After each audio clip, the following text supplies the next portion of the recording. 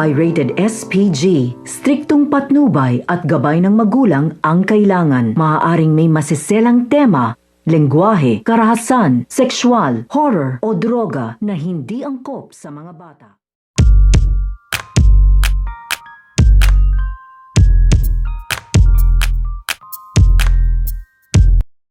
Ang paghahanda ng mga kalaban nito nga ni Ricardo Dalisay at ang Tapos Aguila dito nga sa kanilang pagkikita. So nga sila Renato Arturo ay pinagsanib puwersa na nga nila dito ang kanilang mga tauhan upang mas lumakas nga daw sila at matalo nga dito at mahuli na nga daw nila ng tuluyan. Ito nga daw si Ricardo at ang Tapos Aguila. At ito naman si Lily ay kinausap na nga nila dito. Ito nga si Albert at ito nga si Lito. Dahil hanggang sa ngayon na ito nga si Lito at ito nga si Albert ay hindi pa nga rin ito nagkakasundo at palagi pa nga rin itong nag-aaway tuwing nagkikita nga sila at nagmi-meeting nga sila dito nga sa palasyo. Kaya nga ito nga si Lily ay kinausap na nga niya dito ng mga sinsinan, ito nga si Lito at ito nga si Albert. At dito nga sa pag-uusap nga nila ay magkakaayos na nga dito ito nga si Albert at ito nga si Lito. At dahil nga sa pag-uusap nga nila at sa pagmi-meeting nga nila ay lalakas nga rin dito ang kanilang pwersa dahil pagsasanibin na nga nila dito ang kanilang mga tauhan.